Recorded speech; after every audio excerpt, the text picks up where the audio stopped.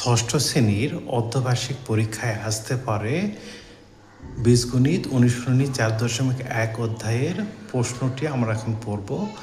3 dozen কলমের দাম x টাকা, 4 ডর্জন খাতার দাম y টাকা এবং 6 ডর্জন পেন্সিলের 1/3 দাম z টাকা।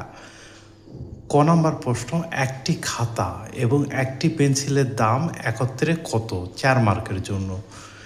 1 ডর্জন সমান সমান 12টি, তাহলে 4 ডর্জন 12 গুণন 4, 48টি খাতার দাম হলো y টাকা। তাহলে একটি খাতার দাম হবে y ভাগ 48 টাকা। আবার 6 ডজনের 1/3 বা 6 গুণন 12, তাকে 3 দিয়ে ভাগ করলে 24টি পেন্সিলের দাম z টাকা। তাহলে একটি পেন্সিলের দাম হবে z ভাগ 24 টাকা। অতএব একটি খাতা ও একটি পেন্সিলের দাম একত্রে y ভাগ 48 যোগ z ভাগ 24।